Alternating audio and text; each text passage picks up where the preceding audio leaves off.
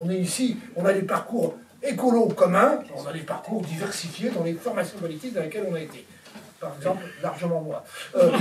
Mais donc des fois on s'écarte, mais on finit toujours par se recroiser. Disons que on s'écarte, pas forcément sans s'écarter. Après, on peut avoir des stratégies différentes. Ouais, ok, passons. Mais vraiment, restons sur l'idée que ce prix Rivasi, par rapport à ça, il est positif. Et par ailleurs, hein, on va très vite, si ce prix marche. On a vu comment a été traité Watson, comment est traité cet homme que je ne connaissais pas, excusez-moi. Hein, comment il est traité. Oui, j'ai compris, mais merci, je retienne le nom. Clairement, on a l'idée derrière tout ça, j'en ai parlé à d'autres réunions d'hommage, Michel Rivasi. Hein, on peut être traités tous d'éco-terroristes, hein, aujourd'hui, facilement. Facilement. Donc l'idée derrière tout ça du prix Rivasi, c'est de refaire du positif. Et de remettre l'action sociétale, l'action politique au centre, en partant de Michel Rivasi, dans tout ce qu'elle était.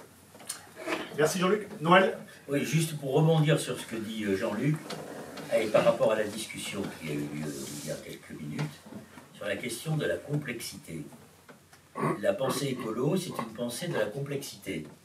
Et dans une société qui s'attache à cultiver la simplification et à présenter au monde l'image d'un monde qui ne serait que binaire, des médias qui n'accordent plus de place à la complexité aujourd'hui et qui sont dans l'injonction, et quand ils vous invitent en une émission, vous êtes pour ou vous êtes contre, il n'y a pas la place pour l'espace qui est entre les deux. C'est normal qu'on assiste à des discussions comme celle-ci, parce que ce que défendait Michel, c'était d'introduire de la complexité dans des sujets qui en plus deviennent très vite passionnels, parce qu'ils mettent en cause nos libertés, parce qu'ils mettent en cause notre santé, parce qu'ils nous confrontent à des situations dans lesquelles nous n'étions, qui sont très abruptes pour nous, et auxquelles nous ne sommes absolument pas habitués.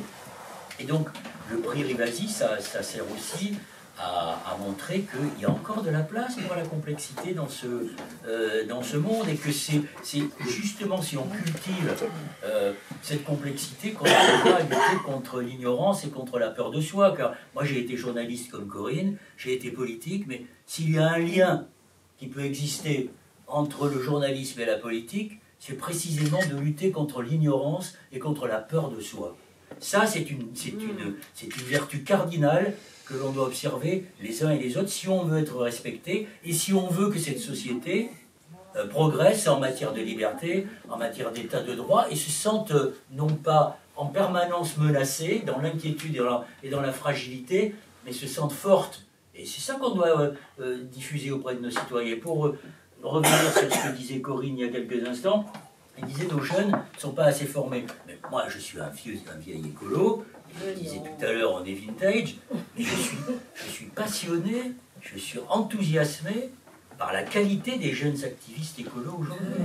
Et ces jeunes activistes écolos, ils sont informés, ils savent très bien, ils connaissent très bien les dossiers qu'ils défendent, et quand par exemple on les traite d'éco-terroristes parce qu'ils jettent un peu de tomates sur le verre qui protège une œuvre d'art, ils savent très bien ce qu'ils font, et ils le font, eux, dans un contexte très précis. Et c'est là-dessus qu'il faut qu'on se batte, pour contrer ce que disent les journalistes. Ils disent ils ont saccagé, ils n'ont rien saccagé du tout, et il faut qu'on trouve la place de l'explication de pourquoi ils l'ont fait. Et ça, c'est très difficile, et c'est pour ça que le prix Rivasi, ça peut contribuer pour sa part, comme les colibris, à faire en sorte qu'on progresse de ce point de vue-là, et qu'on ne rende pas les gens ignorants et soumis comme ils le sont malheureusement trop souvent. Et parce qu'ils ont toujours...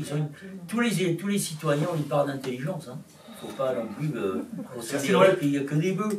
Non mais c'est vrai, c'est ça notre truc. Juste après on doit vraiment...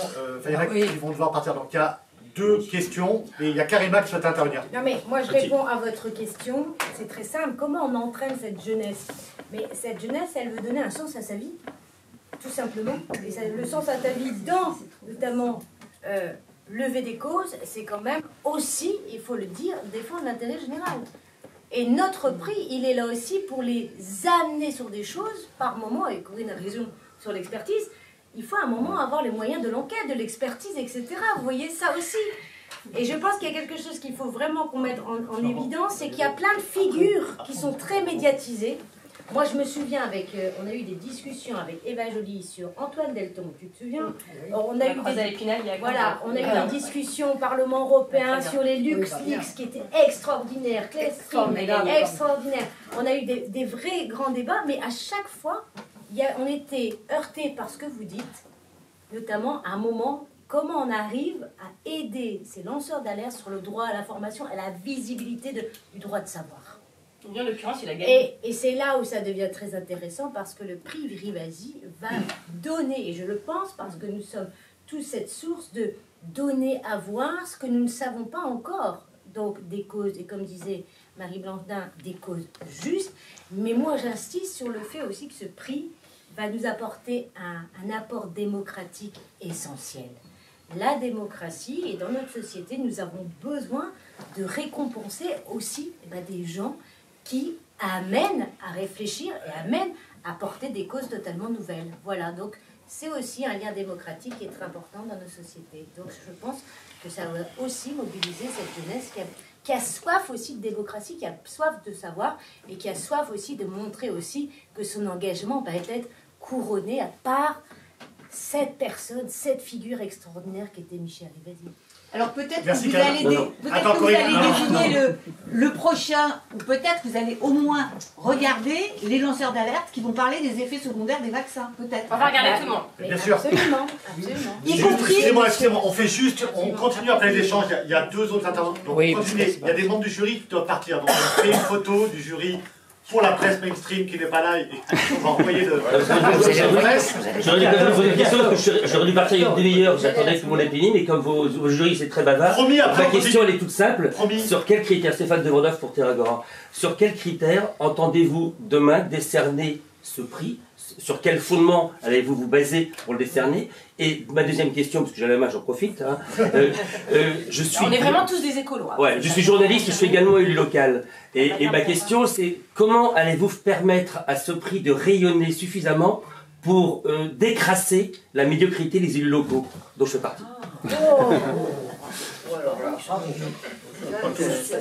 J'en parle parce que Monsieur Bito qui était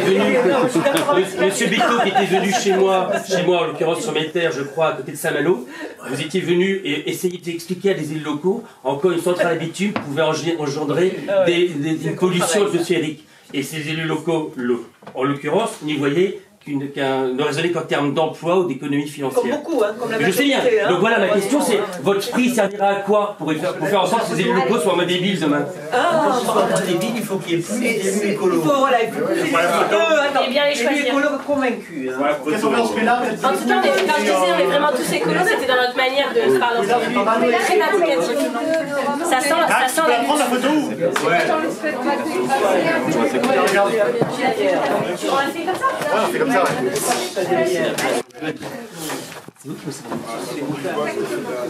Et toi peut-être un peu là, oui, chez vous.